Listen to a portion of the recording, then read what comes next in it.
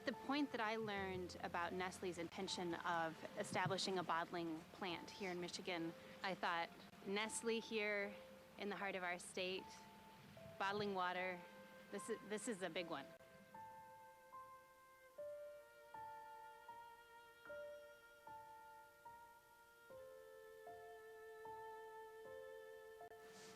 They're pumping upwards of 450 gallons per minute. And what that means in ecological terms is that streams are lowering, that what used to be bodies of water are turning into mudflats. Lake levels are dropping in the vicinity of this pumping site. Adding insult to injury is the fact that Nestlé Corporation doesn't pay 1 cent for the water that they extract. And they're making, it's speculated, upwards of $1.8 million a day in profits off of that water, which belongs to all of us. So here we are in Michigan. You got a company that wants to pump water out of a stream system, all right? It doesn't own the water. It has a right to use the water like other landowners. So the question is, does their right to use mean they have a right to put it in a bottle and claim ownership and sell it? That was the basic question. We asked for a moratorium and said, give the people more time to research this, to find out, is this what the community wants?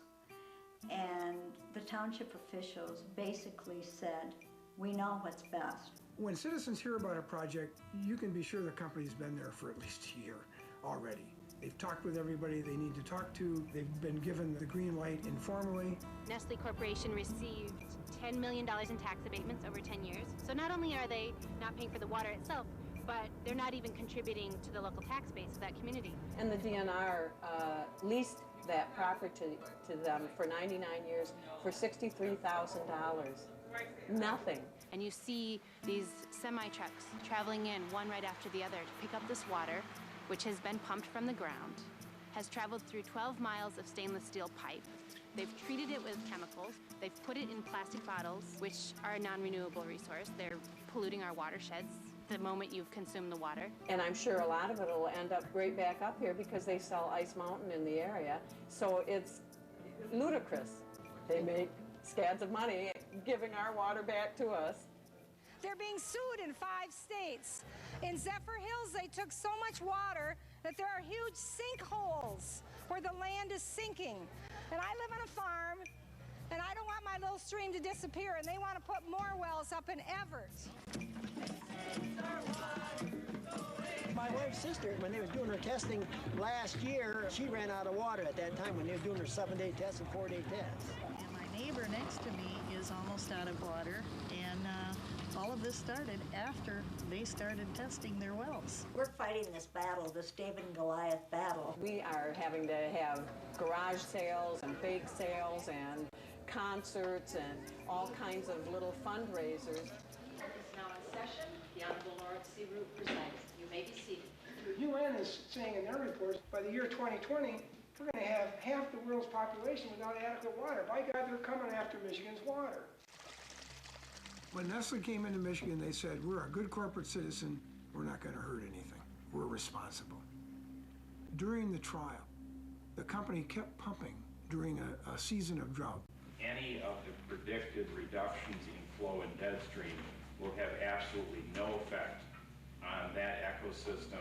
The stream area in front of one of the clients' homes was basically a mud flat. I cross-examined the plant manager and I said, look at these pictures, there's a mud flat here. Don't you think you ought to stop pumping? They kept pumping even then. Some of these small channels that flow into the lake from these springs along the North Shore almost stopped flowing. The reality was, no matter what they said, there was significant adverse impact and they kept pumping.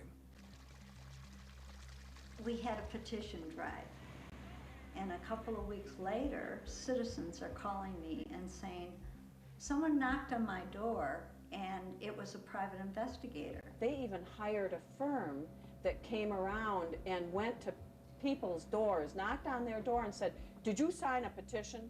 And confronted these older folks. What we did was we said, let's go back in time and look at who owned the water 1,000 years ago in Rome. And how has the civil law in Europe and in other cultures handled this question of water ownership and use. And what we found was that water has always had a public aspect to it. This water has always been considered not owned by anybody. I mean, you know, today we think, well, isn't that profound? It's not profound at all. I mean, that's just common sense. You look at the sun. Do you own the sun? Water is this transient gift on earth for life, moving and flowing. And inherent in its transient nature is the idea of commons, things that are not transient, you know, like this pen, okay? You can pick up and own. Things that are transient, you don't own. The judge ruled, he simply said, look, a diversion of water for selling somewhere else that diminishes the flow or lake, the integrity of this flow of water is unlawful. It cannot be done. They do not have the property right to do it, and he told him to turn off the pumps.